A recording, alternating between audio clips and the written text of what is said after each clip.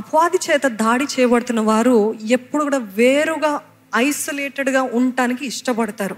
అందరితో కలవటానికి ఇష్టం ఉండదు, అందరితో మాట్లాడటానికి ఇష్టం ఉండదు, అందరితోటి సహవాసం. అందరంటే అందరు కాదు, దేవుని ఆలయంలో విశ్వాసులతోటి, విశ్వాసులు పరిశుద్ధులు దేవుని ఆరాధించే వారితోటి కలిసి ఆరాధించాలనే ఆశ ఉండదు. You feel isolated all the time. Do you feel like staying aloof? నాకు వద్దు, నేను రాను, నేను ఉంటాను, నేను సపరేట్గా ఉంటాను, నేను ఒంటరిగా ఉంటాను, నేను చీకట్లో ఉంటాను, నాకు బయటికి రావాలని ఆశ లేదు అనే పరిస్థితులు ఉన్నారా? అపవాది దాడి అని మర్చిపోకండి. అపవాది ఎలాగ ఎప్పుడు దాడి చేస్తాడంటే, మొదటిగా మనల్ని ఐసోలేట్ చేస్తాడు, అందరి నుండి వేరు చేస్తాడు.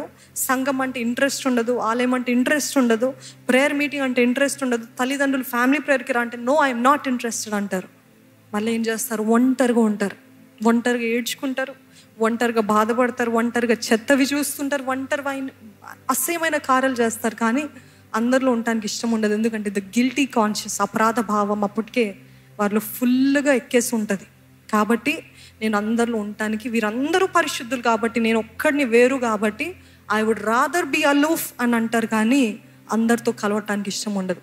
యథార్థంగా నా జీవితంలో కూడా ఎప్పుడైతే నేను దేవుని నుండి దూరంగా వెళ్ళానో, మీకు అనేక సార్లు చెప్పాను, ఒంటరిగా ఉండటం ఇష్టపడ్డాను. ఎంతమంది ఉన్నా ఒంటరిగా మిద్దెపైకి వెళ్ళి ఆ చీకటిలో I could feel, I knew this is the attack of the devil.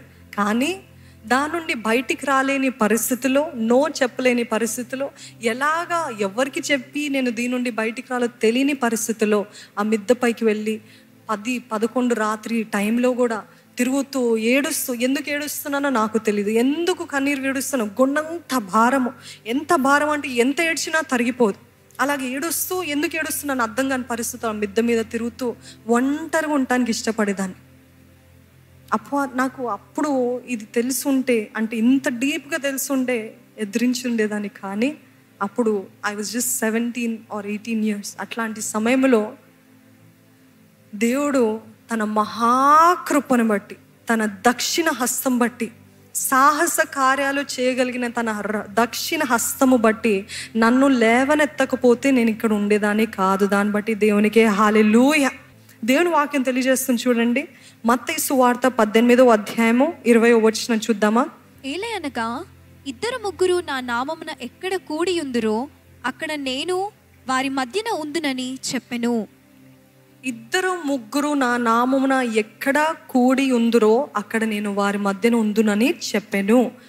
ఇక్కడ మీరు ఎవరి నామంలో కూడారు? అయితే ఇక్కడ ఎవరున్నారు? దేవుడు ఉన్నాడని మనం గుర్తించాలండి. 2-3 నా నామంలో కూడి ఉంటారంటే నేను అక్కడ ఉంటానని చెప్పాడు దేవుడు. అయితే ఈరోజు మనము సహవాసంగా ఇక్కడ కూడి ఉన్నప్పుడు మనం నమ్మాలి ఏంటంటే, దేవుడు తన ఆత్మకార్యాలు నిశ్చయముగా జరిగిస్తాడు.